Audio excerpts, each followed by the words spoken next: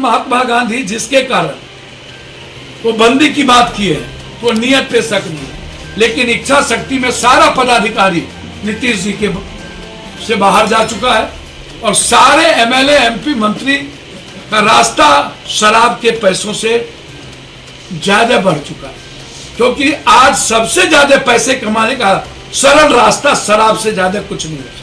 Sir, आपने कई अधिकारियों और मुझे बताना चाहिए। सर, मुझे समझ में नहीं आता, मैं कई आरोप ने, मैं तो कह रहा हूं कि आप थाने में और जिले में जो पोस्टेड पदाधिकारी है उसका ब्लड, हमारी चुनौती स्वीकार करने में क्या दिक्कत है?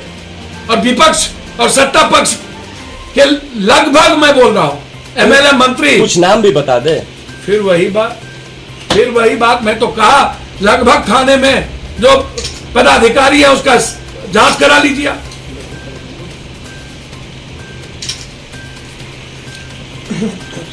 लगभग पदाधिकारी हैं जो बड़े लेवल पर स्कॉच से ऊपर लेवल पर दारू सप्ताह में 2 दिन शनिवार रविवार तो जरूर पीते हैं, और मैं उसकी जांच चाहता हूं।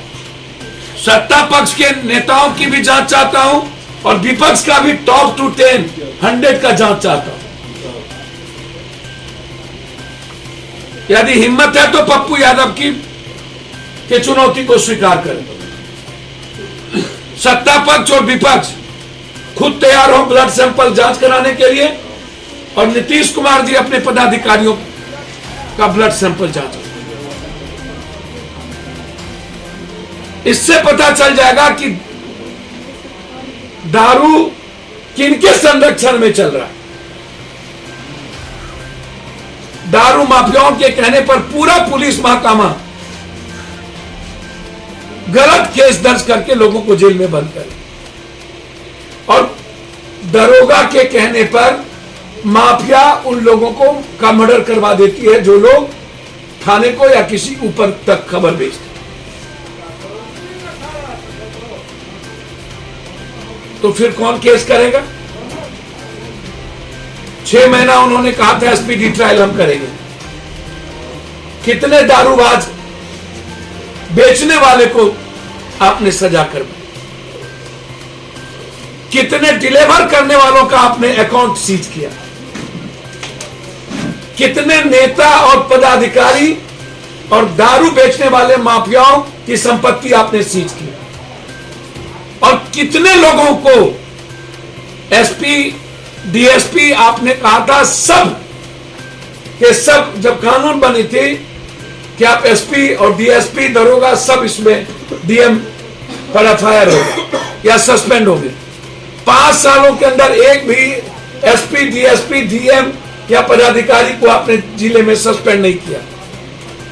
पटना में दीदारगंज में सिर्फ 5 करोड़ का 1 महीने के अंदर दारू पकड़ा है, सिर्फ दीदारगंज। जब पटना के दीदारगंज में दारू, विधानसभा के आगे दारू, विधानसभा के पीछे दारू,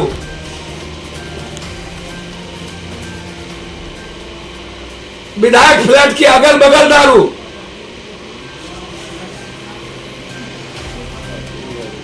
पुलिस हेडक्वार्टर के बगल में दारू,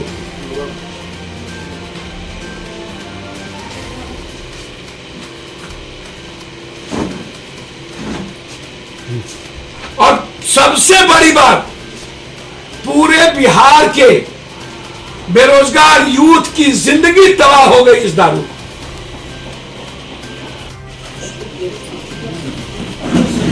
सत्ता पक्ष और विपक्ष 50,000 करोड़ की लगभग शराब की डिलीवरी और जहरीले शराब की भट्टी हर पंचायत में मिनिमम 4 ऊपर 5 से 6, दलितों को धमकाकर, प्रलोभन देकर, डराकर दलितों के गांव में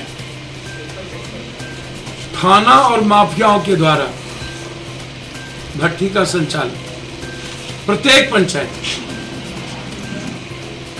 कोई ऐसा पंचायत नहीं है जिसमें जहरीले शराब की भट्टी का उत्पादन नहीं हो रहा। कल भी कुडनी में 4 लोग मरे, 2 लोगों का नाम दबा दिया गया, डरा दिया गया। 302 के मुकदमे की धमकी दी गई। जिनका हस्बैंड डेथ कर गया, उनकी पत्नी पर 302 का मुकदमा कर दिया गया। और जबरन जो कभी दारू का सेवन किया ही नहीं है, उस लड़के को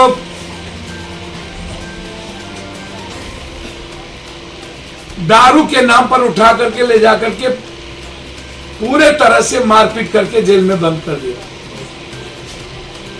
हाजीपुर में भी एक परिवार ने दारू करने वाले धंधेबाज के बारे में चर्चा की। पुलिस माफियाओं के कहने पर उस घर में पूरी लेडीज को पीटा, बिना लेडीज सिपाही के, और उस घर के 7 जेंट्स को गांजा और कट्टा हाथ में थमा करके जेल भेज दिया।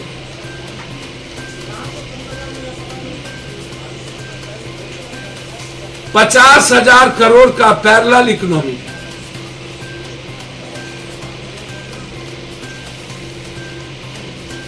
हम नीतीश जी से आग्रह करेंगे, हम नीतीश जी के नियत पर मेरा शक नहीं है, लेकिन नीतीश जी की इच्छा शक्ति पर हमारी गहरी चिंता है।